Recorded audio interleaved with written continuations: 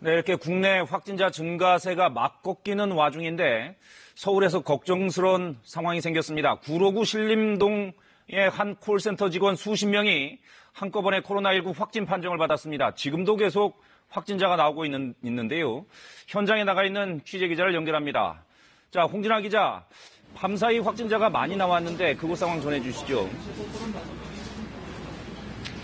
네, 제가 지금 있는 곳이 확진자들이 잇따라 나온 콜센터가 있는 코리아 빌딩 앞인데요.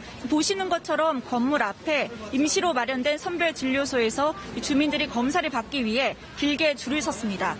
이 건물 11층에 있는 콜센터에서 하룻밤 사이에 추가 확진자가 40명 넘게 나왔습니다. 건물은 폐쇄된 상태입니다.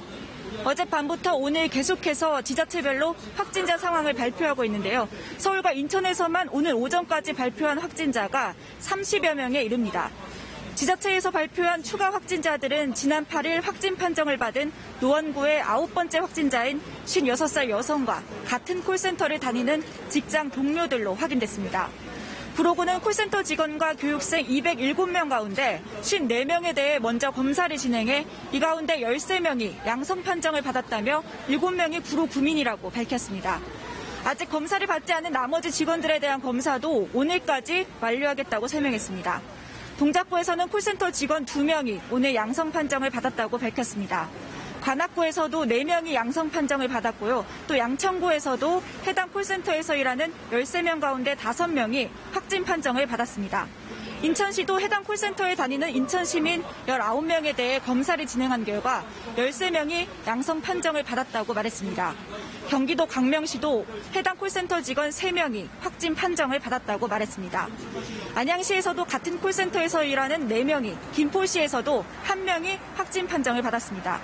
해당 콜센터 직원과 교육생, 가족 등을 대상으로 계속 검사를 진행하고 있어서 관련 확진자는 더 늘어날 것으로 보입니다. 예, 제가 좀 전에 콜센터 위치를 말씀드리면서 구로구 신림동이라고 말씀드렸군요. 구로구 신도림동입니다. 정정해드립니다. 구로구 신도림동입니다.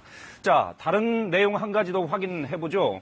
어제 분당 서울대병원 직원이 확진 판정을 받았는데 이 직원도 신천지 신도로 확인됐다고요? 네, 맞습니다. 국가 지정 입원 치료 병상인 분당 서울대병원 직원이 확진 판정을 받았는데 이 여성이 신천지 신도로 확인된 겁니다. 분당 서울대병원 측은 이 여성이 근무했던 통증센터 등 일부 시설을 폐쇄했습니다.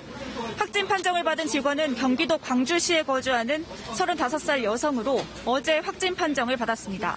또 서울 중구 서울백병원에 입원 중이던 70대 여성도 확진 판정을 받았는데요. 그런데 이 여성이 확진 판정을 받기 전까지 의료진에게 자신이 최근까지 대구에서 거주한 사실을 말하지 않아서 문제가 됐습니다. 대형 병원에서 확진 환자가 나오면서 집단 감염 우려가 커지고 있는 만큼 서울시는 이 환자에 대한 민형사상 대응을 검토하고 있습니다. 한편 서울시는 오는 13일까지 신천지 법인 사무실 현장 조사와 청문 절차를 거쳐 신천지 법인 허가를 취소할 예정입니다.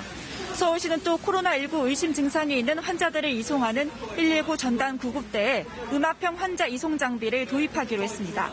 지금까지 서울 구로구 신도림동에서 KBS 뉴스 홍진아입니다.